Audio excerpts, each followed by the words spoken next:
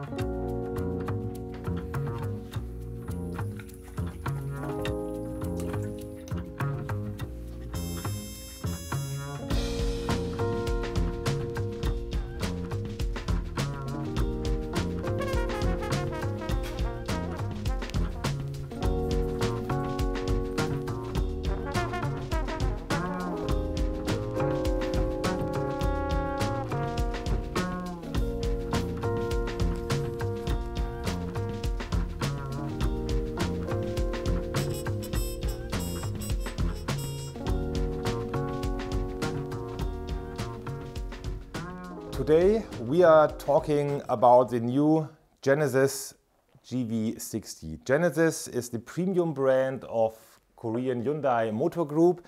The brand Genesis was founded back in 2015, started or launched on the home market, then expanded into the US, and just in 2021 Genesis came over to Europe.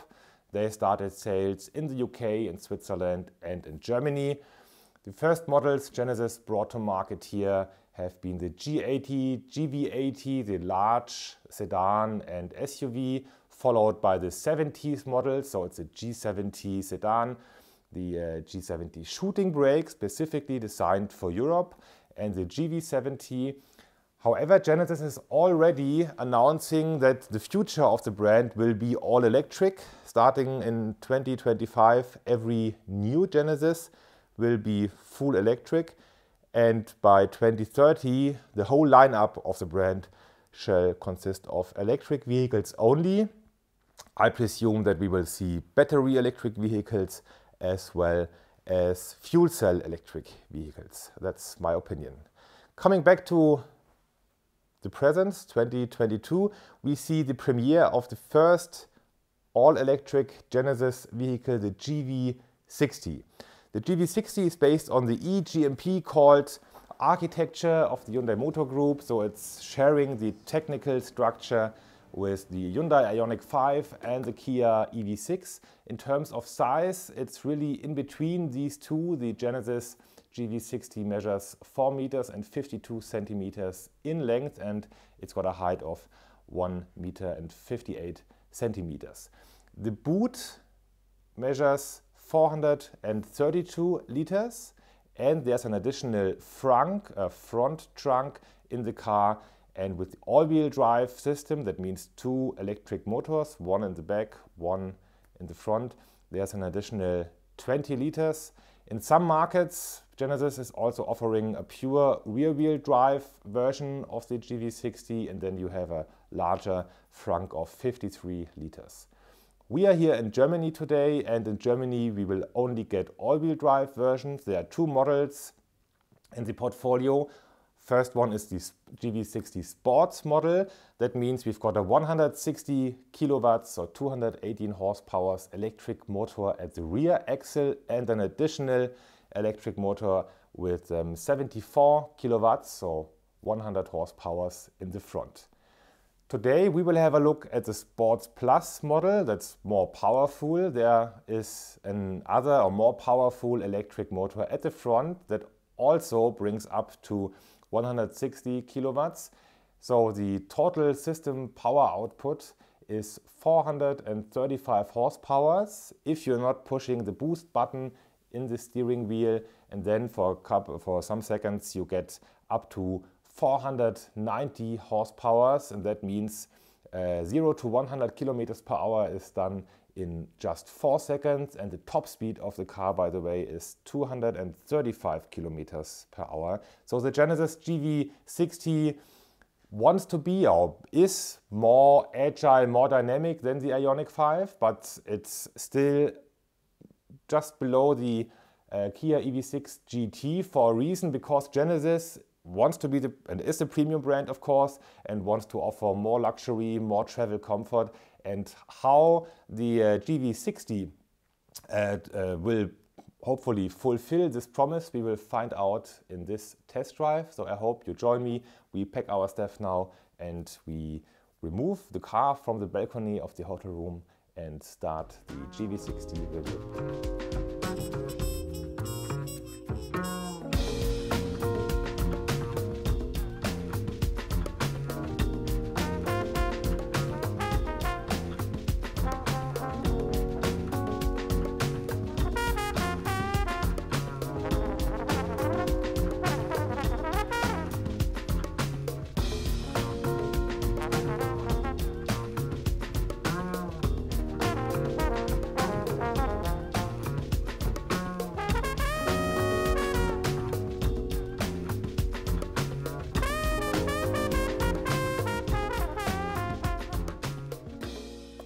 Today we can stay inside to have a look to the exterior of the vehicle, because the car stands here on the balcony of the hotel room charging its battery.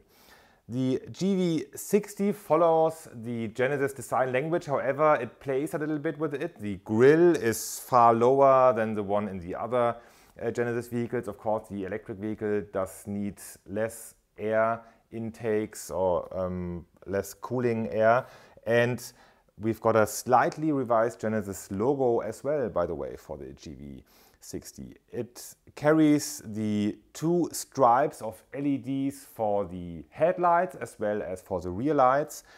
And we've got a SUV crossover coupe silhouette of the vehicle.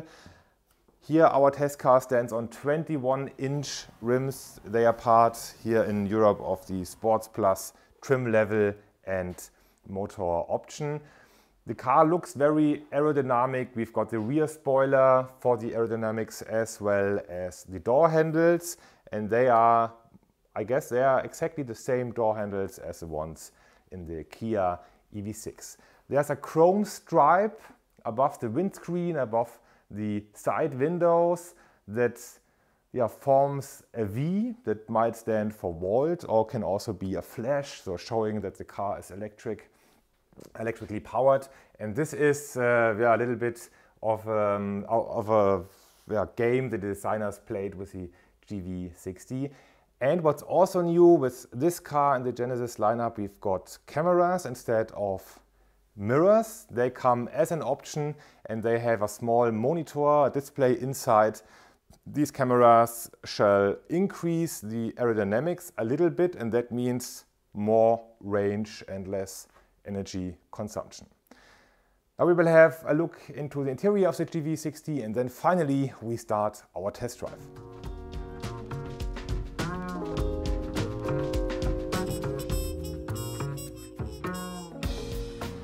The wheelbase of the G60 measures 2 meters and 90 centimeters. That's exactly the wheelbase of the Kia EV6, by the way, whereby the Hyundai Ioniq 5 had a 3 meters wheelbase.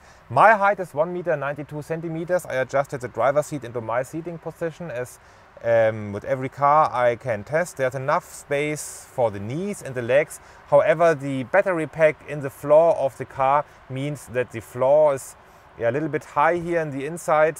There are 77.4 kilowatt hours of capacity in the floor. So I have to sit a little bit deeper on the bench here. There's a compromise the designers and engineers have to find between headroom and a comfortable position for the legs. The headroom is also a bit limited due to the falling roof line of the vehicle.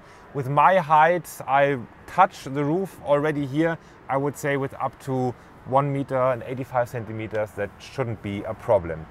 In this car here we have an optional Nappa leather upholstery in a color called navy blue. That's very nice, and we see the contrast stitching here in the Sao Paulo lime body color of the vehicle. The Isofix kit seats system is here without any cassettes, so you have to pay attention not to damage the leather. There's an armrest with 2 cup holders, and we've got 2 USB see power sockets in the center console as well as a large storage compartment. The air vents are at the outside of the vehicle. It's in a very nice position, in my opinion. And in the door panel we see leather and a nice microfiber material and a design element that also shows these two lines design philosophy. There are additional cup holders in the door, and I like this position very much. It's very ergonomic and comfortable. And we see the speakers of the Bang & Olufsen sound system that comes as an option with 17 speakers, as well as a noise cancellation system that will shall further increase the silence in the vehicle once it's in motion. And of course we will also try this out. But first we will have a look into the cockpit. The front seats are quite comfortable and large enough also for tall people like me. And by pushing one button there's also the relaxation seating comfort position, for example, for charging stops. We close the doors now. It was a bit noisy when I sat in the second row because we are here on a balcony next to a German Autobahn and the airport of Frankfurt. So it's a quite noisy surrounding, but now we closed all doors and maybe you can also hear, or not hear, what's going on outside. And this is a first sign of the very good noise isolation of the car. I like this very much. Let's have a look into the cockpit. We've got two 12.3 inches displays here in front of the driver and the passenger. The menu of the infotainment system is simple and easy to understand. You can either use a touch screen, for example, or you can use this controller here in the center console.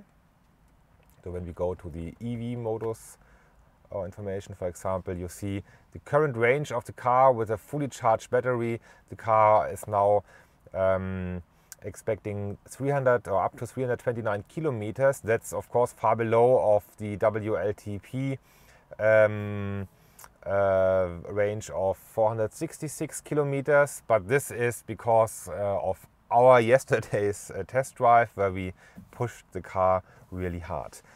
You can also start the V2L, vehicle to load energy transfer, so you can put an adapter to the socket and then charge your laptop, charge a fridge, but or you can also charge a stranded electric vehicle that's stranded without any energy in its battery.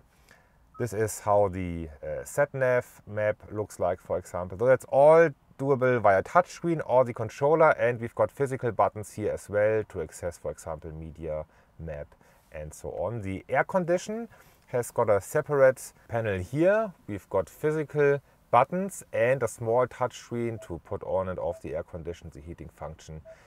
Heat pump, by the way, is standard equipment, and so on. The audio volume can be adjusted here, so it's all quite simple. And there's a fingerprint sensor, and there you can connect yourself with the vehicle, and then the vehicle knows what your favorite radio station is and your favorite temperature of the aircon. That makes sense if a family or colleagues are sharing a car, for example.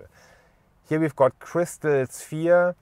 It looks like a glass ball at the moment, but once the vehicle starts it will turn around and then it will be the controller of the transmission.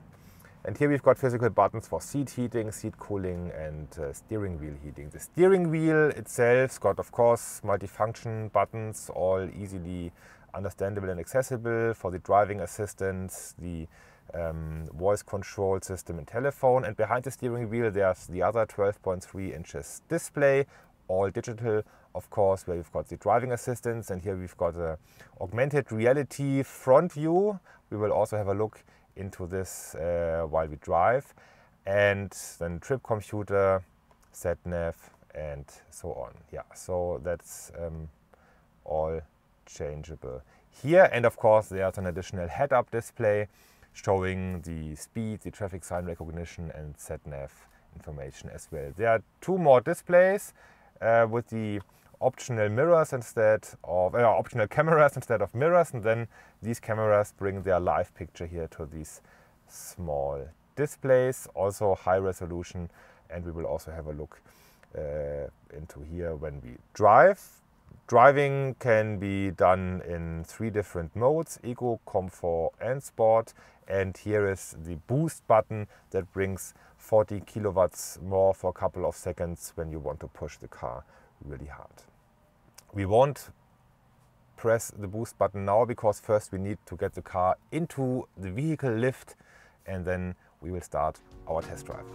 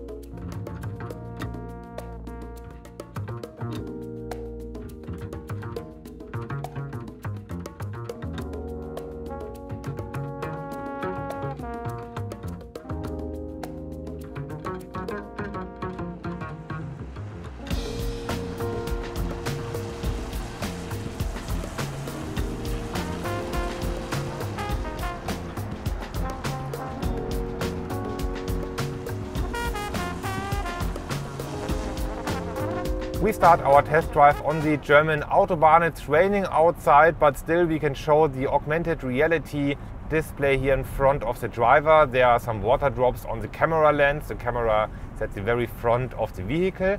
But I like the system. It shows sat-nav information, and yeah, it's a clear indication of what lane you have to take. Quite smart. And there's an additional information also in the head-up display. This display behind the steering wheel may distract some drivers from the real life outside, but you can easily change to another view. So here we have got the driving assistance, and this is also a good point here on the Autobahn. We can activate the highway driving assist. So now the car keeps the distance to the car in front of us, keeps the speed, and also there's an automated or assisted lane change function available. Now the vehicle stays in lane, and once if there was no traffic, once I turn the indicator, the vehicle shows an additional view, and then you can easily and assisted, you see, change the lane. Quite smart. We are driving at 150 kilometers per hour. I changed into the sport mode, and now I press the boost button, and the car accelerates up to 190, you see, 200, far more than 200, easily up to 235 kilometers per hour. We brake again now. It's rainy outside and we do have traffic, so we still need and want to pay attention, of course, and drive in a safe way. But that gives you a short indication of how powerful the GV60 is with this dual engine layout. But still at these high speeds, the car is very quiet. Of course, we have heavy rain outside, so we hear the water drops, we hear the wipers a little bit, but the car itself is very well noise isolated from the outside.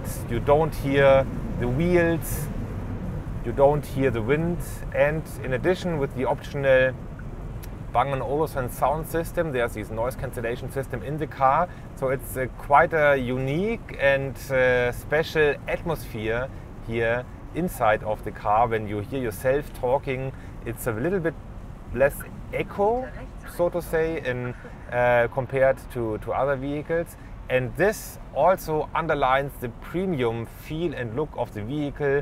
That's also demonstrated by the materials and the finish.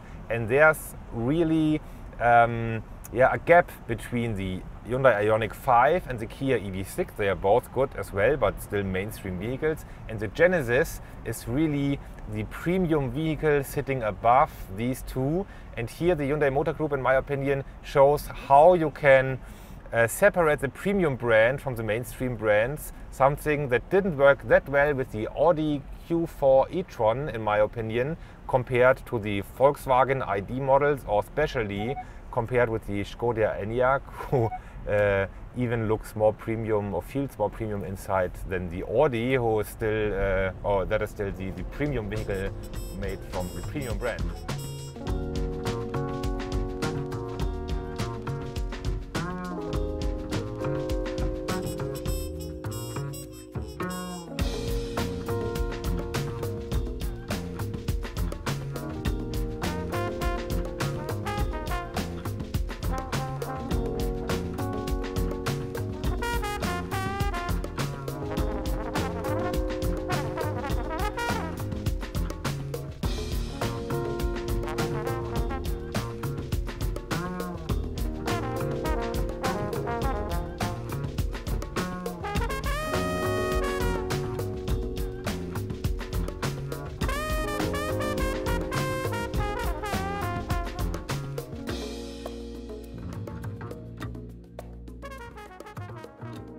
We left the highway, the Autobahn, to check how agile the car is on curvy roads. So here we are.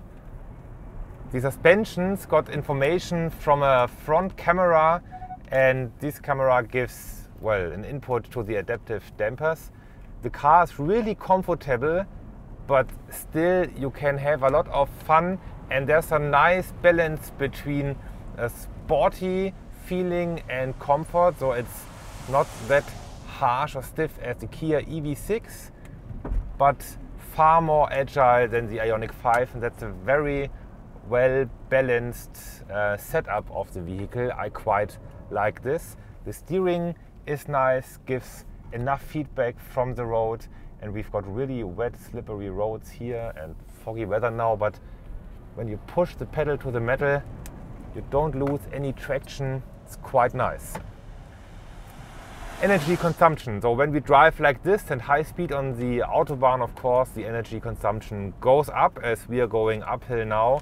But we had the chance to test drive the car for a whole day yesterday already, and then we achieved a fuel consumption of around 20 kilowatt hours per 100 kilometers, including Autobahn, urban roads, and an average driving as you would do as a daily drive routine.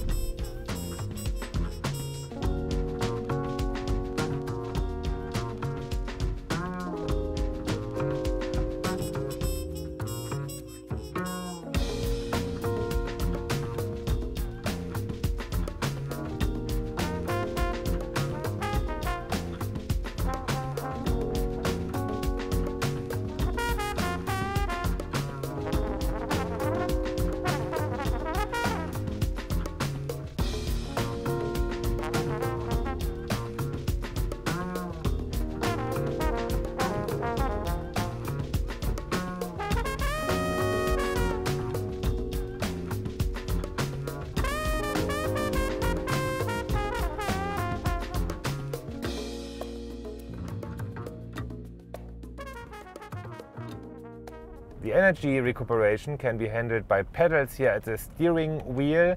There are 3 different recuperation setups, so the car even brakes a little bit now downhill, and with the maximum I-pedal setup the car comes to a full stop, and this can easily be used also when you drive in urban areas, to use the pedal as a kind of joystick and to brake at a red light, for example, without really using the brakes, but by bringing energy back into the battery. So these are the 4 recuperation steps, and there's also an automatic function, so that the vehicle, the software of the vehicle, is taking care of the Recuperation itself. But also here, when we drive this road downhill, it's not only useful but quite fun to use the pedals, not only the brake pedal, to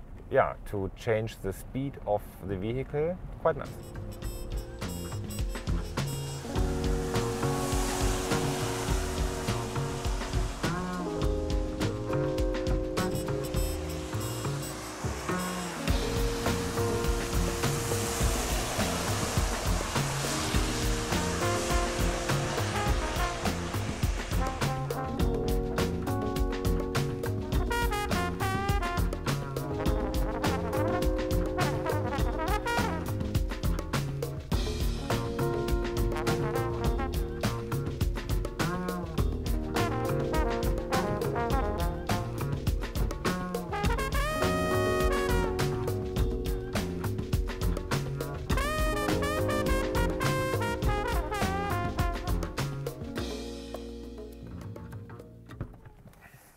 This was the first test drive of the Genesis GV60.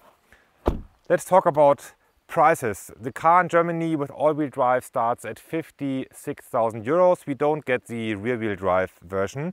If you compare it to the Kia EV6 GT line with more or less the same power output and all-wheel drive, the Genesis is even slightly cheaper than the Kia.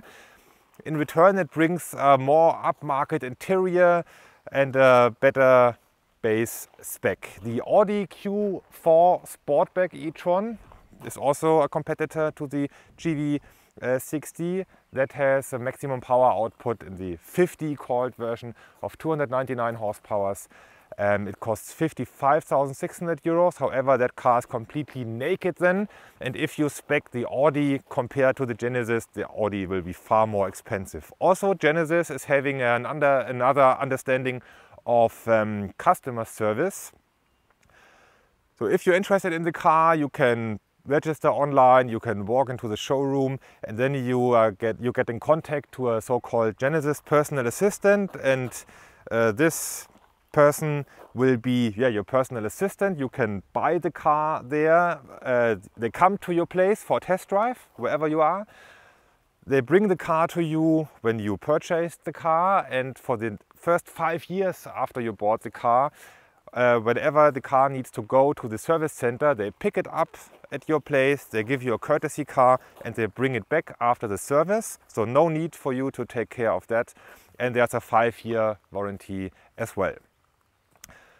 The Sports Plus version costs 71,000 euros, brings more power, brings the drift mode, which we didn't try today for a reason. We've got wet and slippery roads and we were on public roads, so we don't want to do anything that's unsafe also for other people on the road.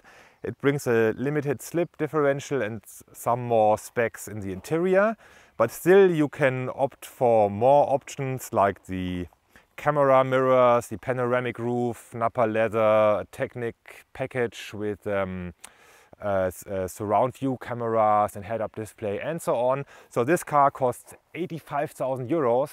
This is indeed quite a lot of money. What do you get for that? You get a car that is really well done, well engineered, fun to drive but still comfortable, and it's kind of an emotional electric vehicle. I would even say one of the most emotional electric vehicles, if not the most emotional electric vehicles I could drive so far. The design is also very special, whether you like it or not. That's your opinion. Let me know that. I will read all the comments and reply to most of them. Thanks for watching. Thanks to Andreas, the guy behind the camera, and see you next time here at Asia Auto Ambassador. Bye bye.